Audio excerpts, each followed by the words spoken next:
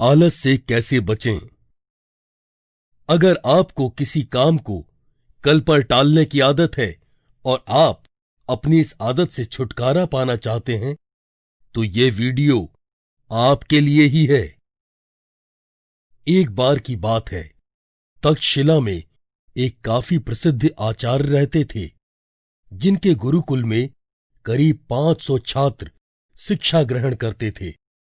उन दिनों भोजन बनाने के लिए लकड़ी का प्रयोग किया जाता था।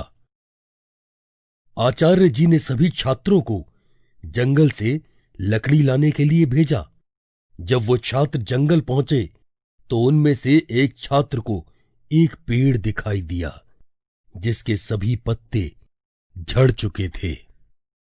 उस छात्र ने सोचा, मैं कितना खुशनसीब हूं जो मुझे जंगल में आते ही जलाने के लिए सूखी लकड़ियां मिल गईं।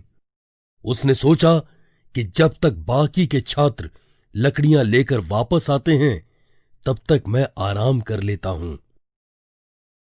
जब बाकी के छात्र आ जाएंगे, तब मैं भी आसानी से लकड़ियां तोड़ लूंगा। ये सोचकर वो छात्र वहीं लेट गया और उसको गहरी नींद आ गई। जब बाकी के छात्र सूखी लकड़ियां लेकर तक्षशिला वापस जाने लगे, तो उन्होंने देखा कि वो छात्र तो सो रहा है। उन्होंने उस छात्र को जगाया। आलसी छात्र उठा और जल्दी से पेड़ से लकड़ियां तोड़ने के लिए पेड़ की ओर बढ़ा। पास जाकर उसने देखा कि उस पेड़ की लकड़ियां सूखी नहीं, बल्कि हरी भरी हैं। लेकिन पहले वो दूर से उन्हें देख ही नहीं पाया था। उस आलसी छात्र ने जल्दी से हरी भरी गीली लकड़ियां तोड़ी, उनका एक बंडल बनाया और बाकी सभी छात्रों के बाद गुरुकुल तक्षशिला पहुंचा। सभी छात्रों ने जंगल से तोड़ी हुई लकड़ियों का एक ढेर बनाया। आलसी छात्र सबसे आखिर में गुरुकुल पहुंचा था, इसलिए उसने उन लकड़ियों के ढेर के ऊपर अपनी गीली लकड़ियों का बंडल रख दिया, जिससे वो गीली लकड़ियां उन सूखी लकड़ियों में मिक्स हो गईं। अगले ही दिन पास के गांव में एक धार्मिक समारोह था। आचार्य सभी छात्रों से बोले कि जल्दी से सभी भोजन कर लें और धार्मिक समारोह में सेवा के लिए पहुंचें। वे छात्र सुबह उठकर भोजन पकाने लगे, तो उन्होंने गीली लकड़ियों को उठाया, लेकिन उन गीली लकड़ियों ने आग नहीं पकड़ी और लकड़ियां जलाने का प्रयास करते करते सूर्य उदय हो गया। जब आचार्य जी ने यह देखा कि सभी छात्र अभी तक गुरुकुल में ही हैं, तो छात्रों ने आचार्य जी को उस आलसी छात्र की पूरी कहानी सुनाई।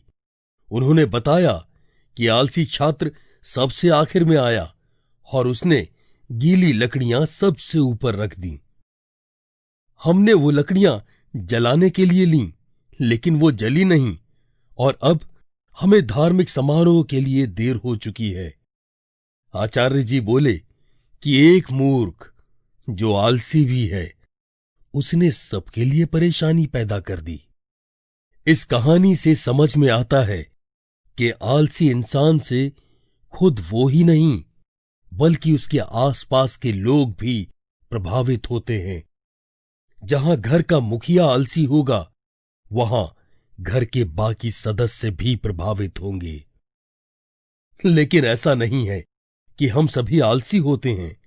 श्रीमद् भगवत गीता के 5वें अध्याय में श्री कृष्ण कहते हैं कि हम में से कोई भी इंसान एक पल के लिए भी बिना कार्य के नहीं रह सकता।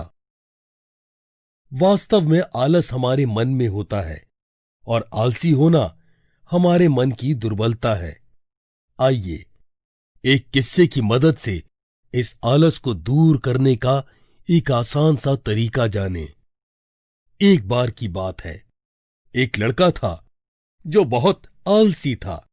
एक बार उसके दोस्त ने उसके साथ सुबह सैर करना शुरू किया, लेकिन वो आलसी लड़का हमेशा सैर ना करने के बहाने ही ढूंढता और हमेशा सैर के लिए जाने से बचता, और उसका दोस्त उससे सिर्फ एक ही बात कहता कि चलो हम केवल 5 मिनट के लिए सैर करने चलते हैं। और इस तरह वो आलसी लड़का भी 5 मिनट के लिए सैर करने के लिए राजी हो जाता था, और वो दोनों 1 घंटा सैर करके आते। इसी तरह अगर हम भी अपने मन को समझाएं कि चलो हम ये काम केवल 5 मिनट के लिए ही करते हैं, तो हम सब अपने चंचल मन पर जीत हासिल कर सकते हैं।